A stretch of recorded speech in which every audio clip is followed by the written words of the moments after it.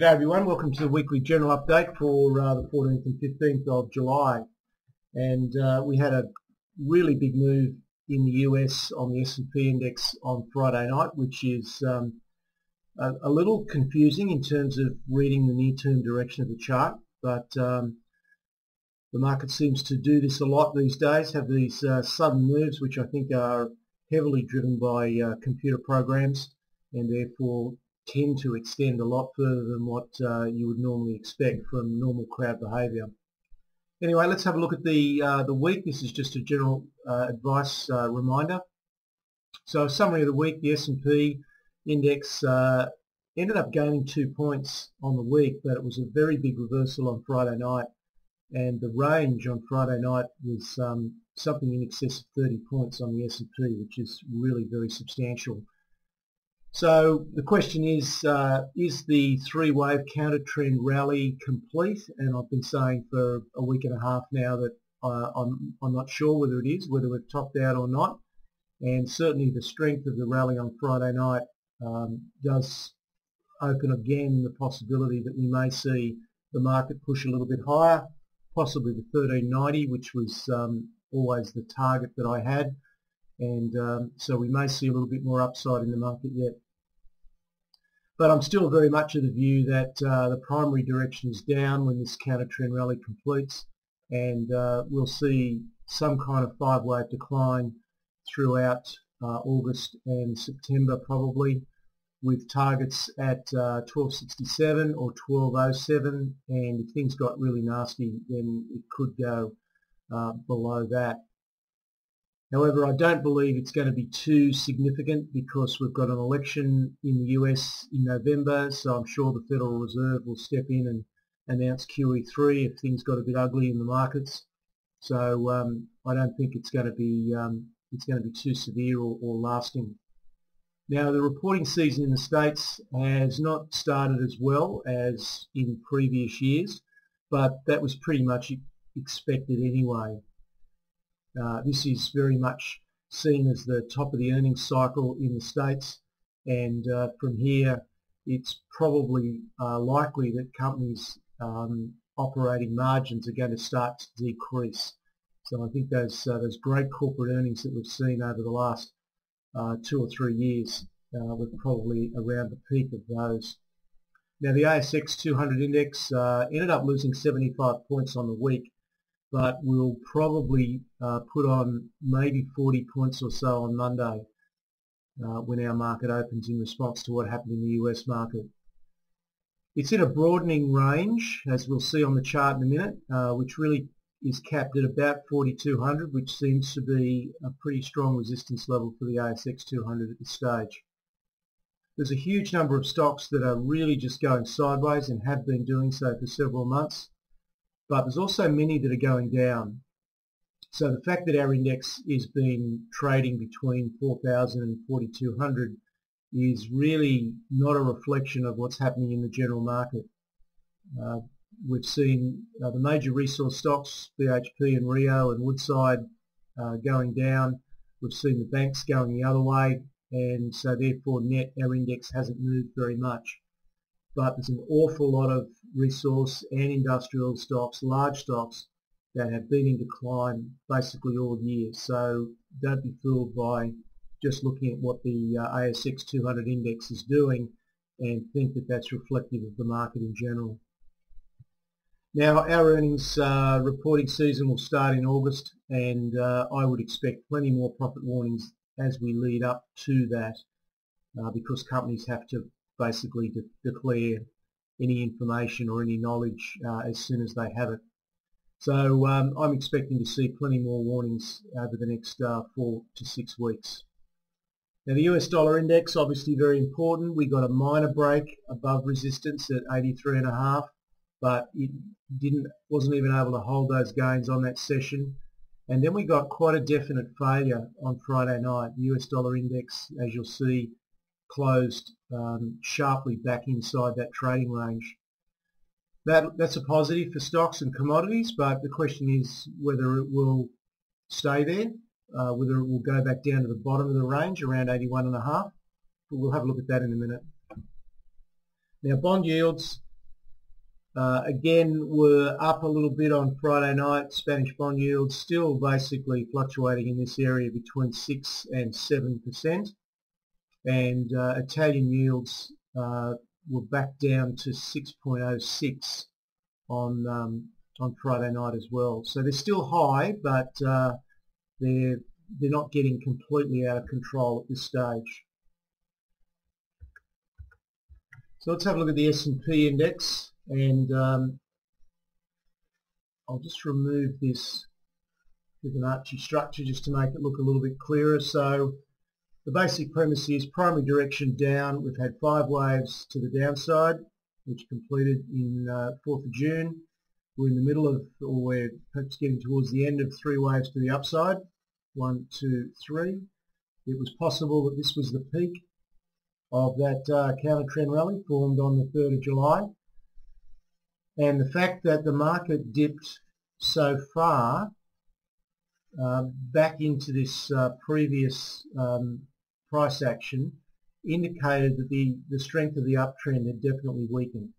So you can see that this C leg to the upside was only able to go a little bit above the 19th of June high, which indicates weakness. The fact that the price came back considerably into this particular range again indicates weakness. So all that was fine, and a bit of a bounce back up is perfectly normal, but I would have expected, if this trend is weakening as it appeared, that it would have taken maybe 3 or 4 days for this to go from the 1335 level to the 1355 level. But to do it in one trading session is what really sends some confusing signals. So at this stage, I can only say that in the very short term, I think the market is capable of going either way. We could see this push up to and have a go at this 1390 level, and perhaps then turn down. So the action on Friday night doesn't change my overall scenario, and that's that we're heading into a 5-wave decline. Was 1375 the peak, or will there be a higher peak? At this point, I don't know. We'll just have to wait and see what the market does. Let's have a look at the US dollar index, which is the key. You can see here it's been caught in this range between 81.5 and 83.5. We got a partial break on Thursday, but it was unable to hold it, and then we've got a sharp move back inside the range. So if the US dollar index heads back down to the bottom of this range, then that will be a positive period for commodities and stocks. If it breaks out above 83.5, then that will almost certainly be negative for commodities and stocks. So it's pretty much as simple as that. So the dollar index is absolutely a key one to look at.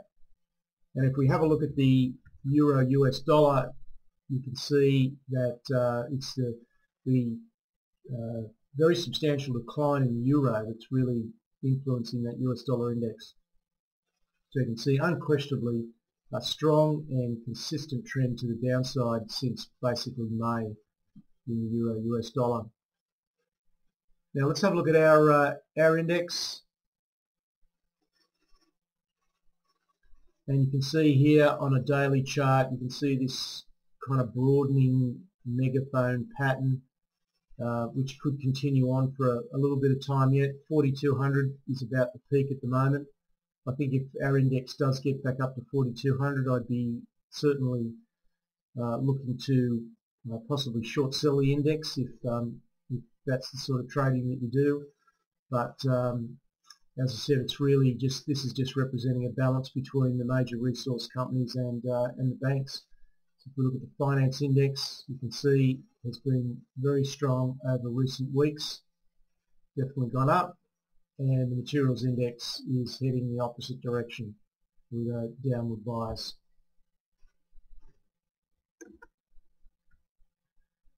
Okay, so let's have a look now at gold. Gold ended up gaining $5 on the week, but it's still stuck in this frustrating range between 1550 and 1650. And notably the Huey index, which may well have bottomed a few months ago, which had retraced, but then there's been a another little jump up in the last couple of days, very positive on Friday night, so that was a good sign there. Now copper, supposedly we've got a weakening global economy, supposedly we've got weakening in China, and certainly the Shanghai index is reflecting a weakening in China. Yet the question I ask is, why is copper still trading at $3.50 a pound, which is only 50 cents off the all-time high, and at that level is an incredibly profitable level for just about every copper producer in the world. So there's certainly a significant conflict between the price of copper and some of the other signals that we're seeing, and certainly some of the rhetoric that we're hearing about how disastrous things are in China. Now oil jumped up a little bit, back up to $87. This is the copper chart. Now it's quite compressed. If I took a 3 or 5 year chart, you would see that we are close to the all-time highs. But you can see certainly copper has remained quite resilient. We got a drop in May, late April, May, but it's basically remained pretty resilient. And as long as it stays around this $3.50 area, that's a very strong area. So I'll just cover the most likely scenario, and then we'll just go back to have a look at a final couple of charts. I think the most likely way this is going to play out is that we'll continue to stumble around in the US, the start of the US earnings season. Typically the better results come out first, and they've not been all that flash. So you tend to see a worsening of results as we progress through the earnings season. The expectations for QE3 at the end of this month are likely to be disappointed. I guess if things really fell off the perch economically, then it could happen, but I think it's highly unlikely that we're going to see QE3 announced at the end of this quarter. It's still too far out from the end of the year, I believe, to have the kind of impact that the politicians and the regulators would want. So I believe they'll hold off on QE3, and the market will probably be fairly disappointed by that, and that's why I'm still expecting this 5-wave decline to the downside throughout August and September. In terms of current exposure, this is pretty much unchanged from last week. Having plenty of cash is a good idea at the moment. There'll be some fabulous bargains. I'm very confident we're going to see some significant volatility, some sharp moves in both directions, and so having plenty of cash is a good idea at the moment. You certainly should not get locked into a view of the market. I've got a basic premise that we're in a primary downtrend and that we've got 5 waves to the downside. However, I'm just playing the market as it comes, and I'm prepared to change that view in an instant if I need to. So let's have a look just at a couple of charts just to finish off. So if we look at the Shanghai index, you can see that it has been declining over the last, basically since early May, and we're back down to the lows that we saw in January of this year. So certainly the Shanghai index, as you can see, has really done nothing for a long period of time, and looks as though it's still on the decline. Now, as you can see, Market Analyst has given me a bit of a problem, so I think I'll call a halt to the charts, and we'll catch up with you again next week. Cheers.